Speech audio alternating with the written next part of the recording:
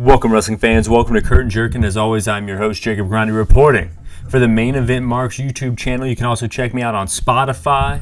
However you're listening to my voice, I appreciate it as I'm trying to get my levels correct. I'm looking at the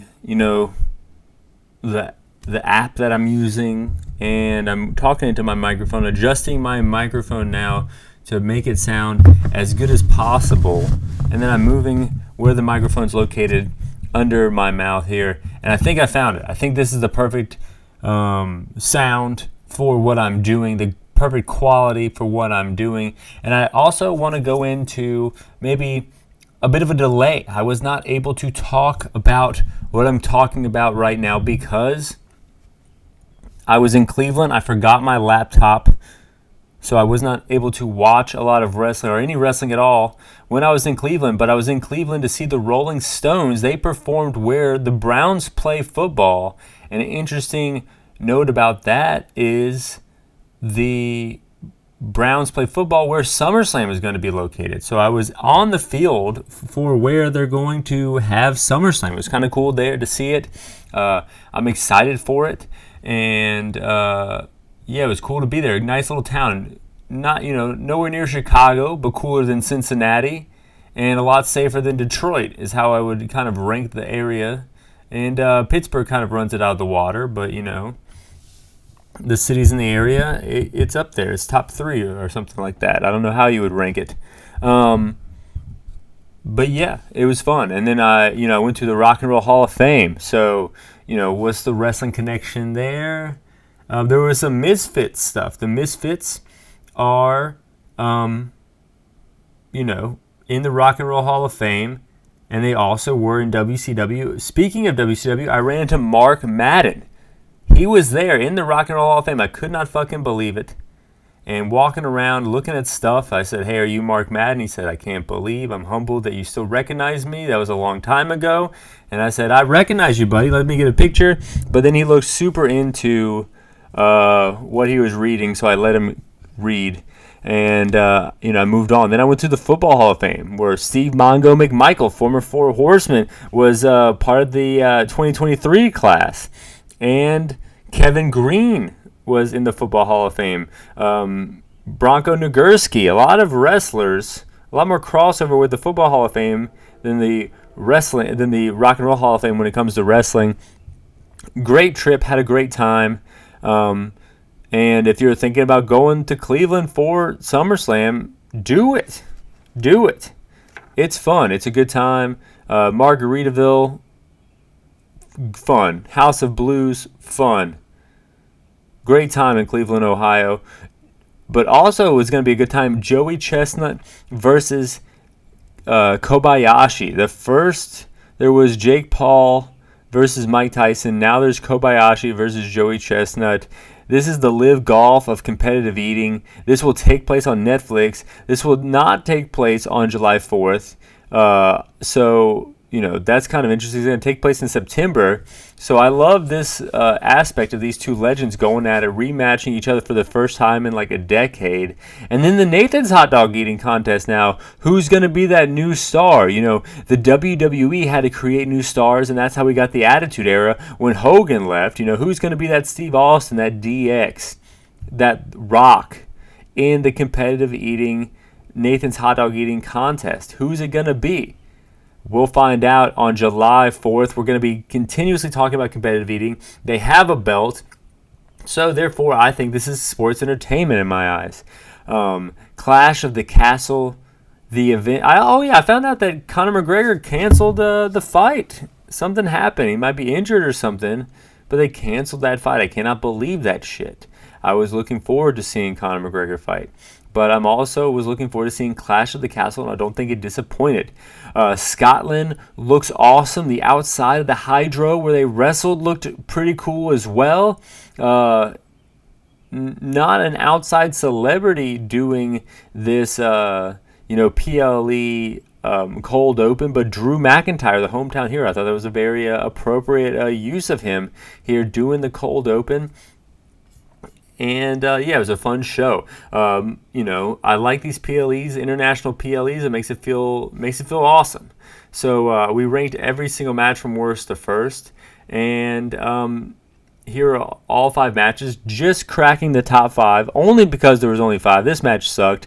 Alba Fire and Elia Dawn versus Zoe Starks, Shayna Baszler versus Jade and Bianca, a triple threat match for the women's tag team championship. I like hyping up the hometown team. Jade's entrance was cool, but I think that it would have worked best if Jade and Bianca did the same shit. They came out as 2 single stars where they were tag champions, so it could have been cool to see them come out together. The match starts, though, double-teaming Jade, and then she powers out, using Bianca as a weapon, slamming her on their opponents, and then they hit a stereo-delayed suplex, flexing for all of Scotland to see. Crowd being very polite here, because a lot of this stuff was very, standard, if not, a little bit substandard for the WWE, but they were popping for it. They were, doing that kind of thing for Jade's offense. 4-on-2 attack here, working over the champions. Zoe did a wild twisting corkscrew senton thing to get into the ring after being tagged, and I feel like that was the coolest spot of the night. Crowd playing with themselves here, cheering for the hometown girls when there was really no reason to do that. I think Dawn really got hurt here at one point, or maybe she's just a good seller. She was in the ring, she was kind of in the way, but she was selling it. Maybe she's making sure she was on camera, working over the camera there a little bit. Just screaming in the ring, holding her elbow. It's a bit of an odd camera shot with someone who looked legit hurt in the ring as they're just doing, moves. But, toward the end of the match, it made me think that maybe she was just a good worker. I don't know. Then Jade fucks up a springboard forearm to get in the ring. This polite crowd just fell silent. There was nothing they could say about this. It was pretty interesting, the Scotland crowd. The heels would come out, and they would just be crickets. And then the faces would come out and they would all cheer. They didn't want to boo anybody, but they did want to cheer the ones they liked, which was interesting because it's why not boo? Why not have a good time? Make noise the whole time. Maybe they are so inside now that they know if they boo, that makes it appear that they that the guy's still over. But then if they're so inside, why are you only cheering for the faces? I couldn't figure this Scotland crowd out, but they were a good crowd. They were a good crowd to try to figure out this whole time. Big boot powerbomb combo by Jade. This looked a little sloppy, but it wasn't a complete botch here. And then Shayna Baszler locks in a stiff-looking choke. Jade is tapping her elbow, saying "Let off of me with this, stiff fucking choke, you jerk." But then it obviously looked like she was tapping. But the commentators did a good job. It's is Jade tapping here? Well, she didn't look like she was tapping because, her shoulder was covering up the ref's line of sight, which it did look like that. So, other than that springboard corkscrew senton thing that Zoe Stark did, that was another highlight of this match for me, was how good the commentators did covering up Jade clearly saying, "Hey, don't choke me for real, you dumb bitch." Then Bianca goes for a 450, lands on her knees right across Baszler to break up this stiff-looking choke, and the injured elbow girl comes in and steals the victory from Jade and Bianca. The hometown pop was huge here. This match sucked. I give it a 3 out of 9.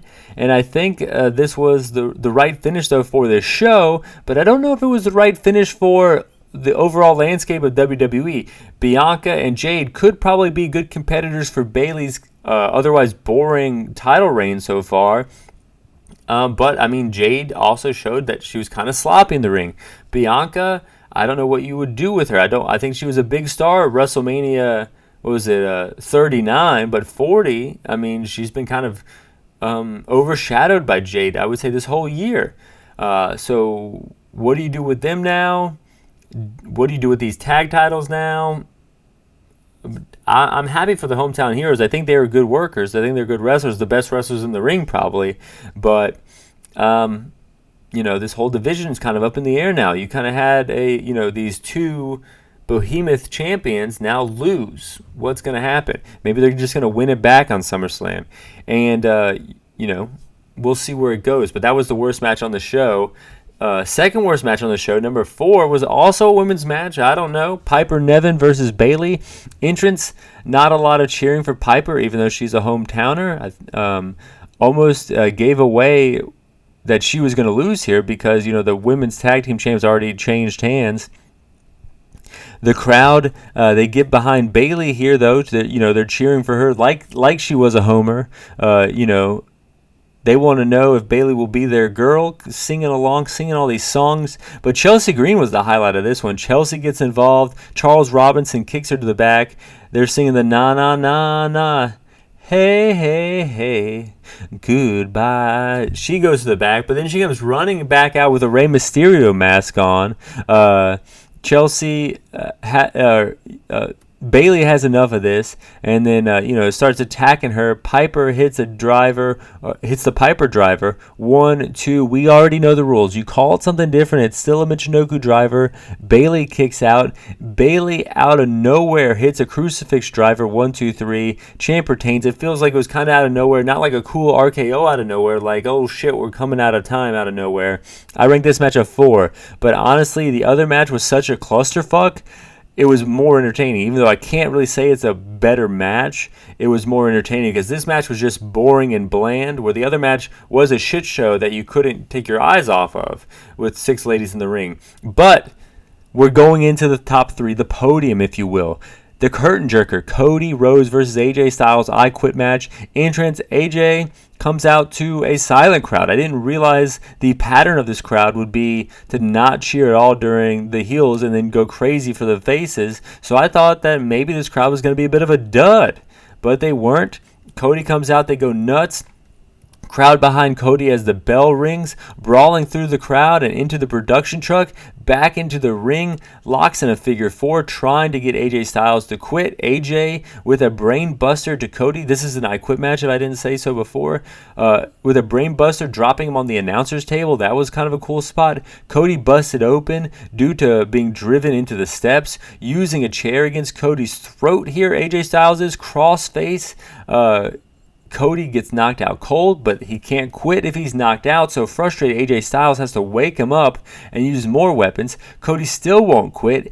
AJ out there arguing with Cody's mom and ends up getting bitch slapped not once, not twice, but 3 times. Cody Cutter out of nowhere, crossroads, handcuffs Styles and beats him with a chair, and then Cody gets the stairs, and with the stairs that AJ Styles already used on Cody, just the threat of him using these steps made the Phenomenal One quit like a baby back bitch. The American Nightmare still wants to make him pay for arguing with his mom and hitting him with the steps, so he clocks him with the stairs anyway after he quits. This match ranked a 5, and Cody was leaving, and Solo Sikoa comes out and gets attacked by God. So I think Cody kind of, getting attacked by the Bloodline going into SummerSlam. I think this is, or going into, we do have Money in the Bank before SummerSlam, but I think this is kind of supposed to wake that up again. We've had this AJ Styles feud, we've had the Logan Paul match, but let's wake up the feud we all love, the Cody Rhodes versus the Bloodline feud. I'm excited about it, but it was number 3, the second best match of the evening. Sami Zayn versus Chad Gable. Giving Sami the Cody treatment. He comes out, everyone's cheering. A little bit of Fiend graphics flash over the screen while Sami's cheering. Crowd goes crazy as the bell sounds. Gable slows the pace down, controlling the action. Michi Driver, 1, 2. Everyone knows the rules. No one is getting pinned from the Michinoku Driver, the Falcon Arrow, or the Blue Thunder Bomb in WWE or AEW. It just doesn't happen. Those 2 moves are synonymous with 2 counts in 2024. Gable fires back, headbutt off the top, 1, 2, no. Neither man can put the other one away. Both men down. Canadian with the crossface, American wrestler with the ankle lock. This is some classic shit here. Chad distracts the ref so Maxine can hit Zayn with the IC title, but she can't bring herself to do it. So Gable starts yelling at her. Zayn goes for the Luva kick. Gable able to move. Sami almost takes him out, but almost takes out Maxine in the process. He stops himself. And then Chad, goes after, or able to hit the chaos theory. After he does that, he goes back after Maxine on the outside. Otis gets in the way, stands up for Maxine and himself, but gets taken out by a diving Sami Zayn. This allows Chad Gable to get up to the top rope and hit a moonsault. Back in the ring, he hits a moonsault again, but no one home. Haluva kick. Gable to the outside, avoids it, but on the outside, Chad accidentally takes out Maxine with the already injured leg. Otis had seen enough. Chad doesn't want that smoke. He gets back in the ring. Otis saves Maxine. Sammy connects with the Haluva kick. 1, 2, 3. We got the champ retaining. This was a great match. A great wrestling match. And I rank it at number 7. That leaves only one match to go. The world title match. The reason we were all in Scotland was to see this match here. Scotland looks... Where are we at? The world title match here. Drew versus Priest. Bagpipes playing. Drew, as he comes out, huge pop, big fight feel in the air for this one. I would say this is the first time of the night there was a big fight feel. You know that feeling, that big fight feeling. It only happened once, and that was during this world title match. The crowd was excited, but nothing felt big until this moment here when the bell sounded. Priest gets his leg caught in the rope. He fucked up here. Crowd joking and cheering while Drew unties him. Strike battle. Both men down. Drew up first. Claymore through the barricade. South of Heaven chokeslam. 1, 2, no. Claymore kick. 1, 2, no. Crowd on their feet. Ref down. Claymore. No ref. Everyone counts to 9. Ref slides in and counts 1, 2, and then stops counting. The camera goes to a different angle. It's fucking CM Punk with a ref shirt on. It's no ref at all. It's fucking pro wrestling superstar CM Punk. He stops counting. What a bitch move. Ruining the story for everyone there. Going into business for himself. Maybe Hangman was right. I don't know. Or maybe it's just a WWE story arc. Kicks the hometown hero right in the dick. South of Heaven chokeslam. 1, 2, 3. Priest wins. Punk finds the only 3 Scottish people there that don't want to take his head off, and he sits there with them. The crowd was silent. And then you start hearing some boos. And then Punk's leaving the arena, and then some people are just excited to see the biggest star of the evening, CM Punk. They're wanting pictures with him. Not everyone was booing the shit out of this man, but a lot of people were. And if you look at, Priest, AJ Styles, Piper Niven, a lot of the heels of the night weren't getting booed like that. So a little bit of boos was the most boos of the night, and it came from the Scottish crowd towards CM Punk. I ranked this match as 7. If you told me Chad Gable and Sami Zayn was more your speed, I wouldn't argue with you. If you said that Cody versus AJ Styles was as good of a match, I would disagree, but I would be interested to hear your argument. If you said the women's matches were good, I would not take your opinion seriously. But there was a bit of a delay. This obviously happened on Saturday afternoon, this show. But Raw happened last night, and we had some repercussions. We had Drew walking out on Raw. Hard time even speaking. You could tell he was disappointed. He didn't know what to say anymore, and he just quits on live television and walks to the back. Dominic looking for his vest. His vest was on Liv Morgan. Liv Morgan says, you can have it, but you just got to take it off. And Dom doesn't know what to do. He tries to take it off, but as he's unzipping it, Priest shows up, cock blocks the young man, says, get out of here. And Liv, what the hell are you doing? Why are you trying to fuck shit up with the Judgment Day? And she says that she's not going to mess up anything, and he calls her Loca. I think that this was kind of a placeholder segment for an otherwise good, captivating angle here. Seth Rollins is back. Crowd going nuts. And this is a notoriously shitty crowd in Corpus Christi, but they were going nuts for Seth Rollins here. He says he's back for a reason, and almost too appropriately, like, Damian Priest comes out. Do you want a shot or not? And Corpus Christi wants him to say yes. He says yes. I guess this is the Money in the Bank main event here. Gable loses to Braun and then calls Alpha Academy in the ring. Starts grabbing Tozawa. Maxine gets in the way. He rips her crutch away. Dick move. Then bitch slaps Tozawa. Otis hears the bitch slap and immediately doesn't like it. Turns around slowly. Shoves Gable on his ass and rips off his shirt, hulking up. Otis walks out with the other two under his arm, making sure they're okay. And then later on in the back, Otis leaves without Gable, and Gable says that he's going to win Money in the Bank and show them. But I don't know if Chad Gable's going to make it to Money in the Bank because of what we saw with Uncle Howdy returning. Lights go out, fireflies come out in Corpus Christi, the piano note plays. This was very eerie. The silhouette of the door opens. A figure comes crawling out. You can tell it's Nikki Cross, but it was still fucking creepy. Rowan in the back in a bunny mask and a sledgehammer, kind of playing into fiend-like things of the past, as well as the Bludgeon Brothers. As they go into gorilla position, everyone is laid out. There's a smoke-like smoke on the ground here.